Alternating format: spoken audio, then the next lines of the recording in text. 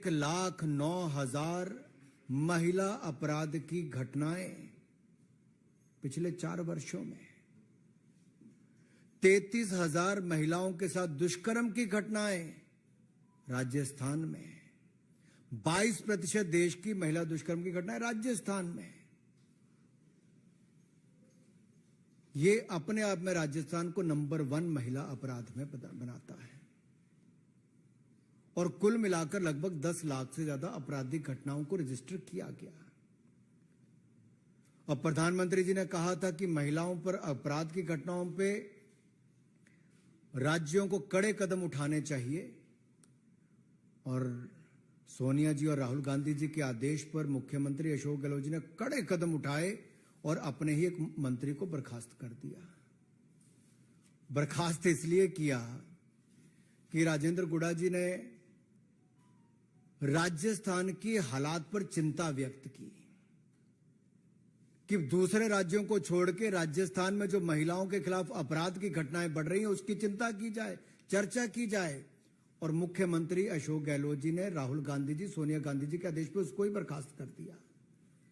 और उन्होंने क्या कहा राजेंद्र सिंह गुड़ा जी ने कि विधानसभा में मैं सीएम से 1-on-1 जवाब मांगूंगा। और बड़ी बात यह कही है, किसी और ने नहीं, जो 4.5 साल राजस्थान की सरकार में अशोक गहलोत जी की सरकार में मंत्री रहे, उन्होंने कहा प्रदेश में सीएम का इकबाल खत्म हो गया है। ये बहुत बड़ी बात है। एक जो आपका मंत्री 4.5 साल आपके साथ रहा, उन्होंने कहा राजस्थान में अराजकता का माहौल है। सीएम विधानसभा में आते हैं, ना आते हैं ना जवाब देते हैं। और ये मैं नहीं कह रहा जी, ये राजस्थान में कांग्रेस के मंत्री ही अपने मुख्यमंत्री से सवाल खड़े करते हैं। एक मंत्री तो हैं जिन्होंने हिम्मत करके महिला अपराध पर कोई बात कही, दूसरे मंत्री जिनको उन्होंने शह दे रखी है और संरक्षण दे रखा है सोनिया जी, राहुल जी के आदेश पर, जिनको बचाने का काम किया है अशोक गहलोत जी ने, वो शांति धारीवाल जी क्या कहते हैं जब महिला के साथ बलात्कार की घटना हुई, अपराध की घटना हुई, तो उन्होंने कहा ये मर्दों का प्रदेश है। और पूरे कांग्रेसी ठहाका मार के हंसते हैं मंत्री और विधायक और मजाक उड़ाते हैं। सोनिया जी, प्रियंका जी, राहुल जी, इस पे कोई जवाब नहीं देगा क्या कांग्रेस पार्टी का? लड़की हूं, लड़ सकती हूं, बस राजस्थान नहीं जा सकती हूं। बिहार पर मुंह में दही जमा सकती हूं और बंगाल पर होंठ सिल सकती हूं। लड़की हूं, राजस्थान नहीं जा सकती हूं और कोई महिला अपराध की आवाज उठाए तो मुख्यमंत्री अशोक गहलोत कह के उनका इस्तीफा करवा सकती हूं। लड़की हूं, लड़ सकती हूं। शांति धारीवाल ये कहे मर्दों का प्रदेश है तो ठहाके माके हंस लेना, बचाने के लिए मैं तुम्हारे लिए लड़ सकती हूं। अरे राजस्थान में आपराधिक घटनाएं महिलाओं पर कौन कौन सी हुई, जरा एक बार सोचिए तो सही।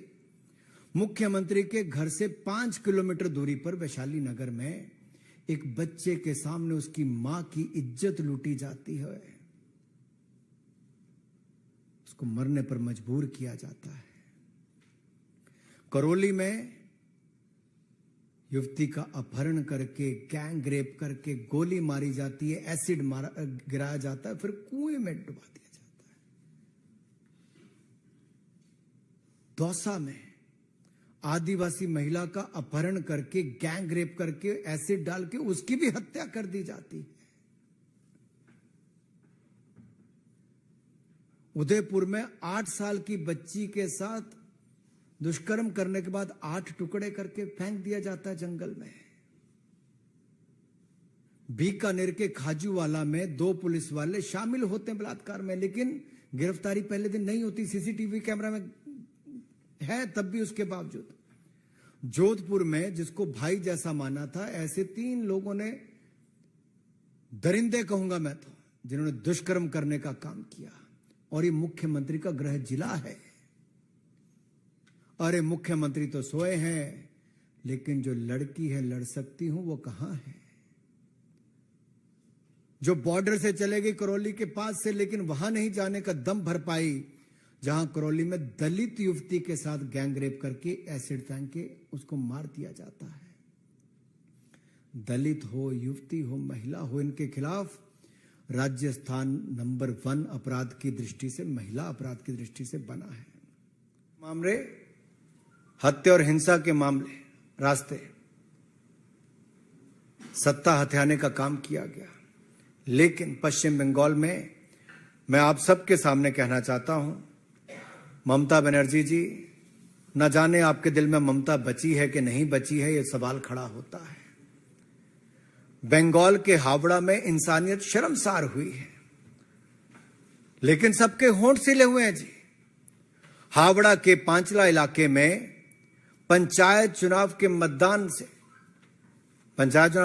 के दिन 40 से ज्यादा टीएमसी के गुंडों ने महिला को निर्वस्त्र करके घुमाया, प्रत्याशी को पीटा गया, बेइज्जती की गई। और यही नहीं, बंगाल के ही मालदा में एक जो वीडियो वायरल हो रहा है, मैं तो ऐसे वीडियो दिखाऊंगा भी नहीं, शेयर भी नहीं कर सकता, लेकिन जहां पर 2 महिलाओं को पीट पीट कर अर्धनंग किया जा रहा है और नंगा करके उनको जैसे घुमाया जा रहा है जी, वीडियो बनाए जा रहे हैं। कहां है ममता जी की ममता? कहां है सरकार? कहां कार्रवाई हो पा रही है?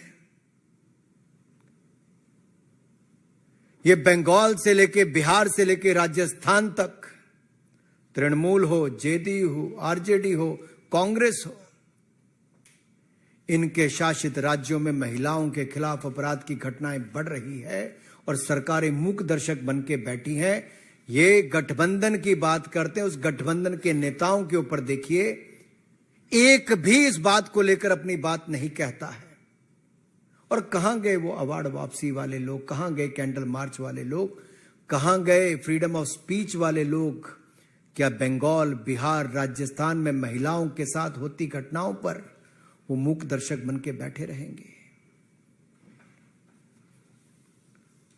और जो मर्दों वाला प्रदेश कहकर ठहाके मारते हैं, उस पे खड़गे जी, आप क्या, पूरा गांधी परिवार भी मूक दर्शक बन के बैठा रहता है। सवाल खड़े होते हैं आपके सामने। और बिहार, बंगाल की यही नहीं, बहुत सारी घटनाएं जी। फरवरी 2020 में हल्दिया में मां बेटी के साथ सद्दाम हुसैन और मंजूर मलिक के नाम दरिंदों ने रेप करके उनको जलाकर मार दिया। पश्चिम मेदिनीपुरा में, डेबरा में टीएमसी के गुंडों ने आदिवासी महिला के साथ दुष्कर्म के बाद हत्या की।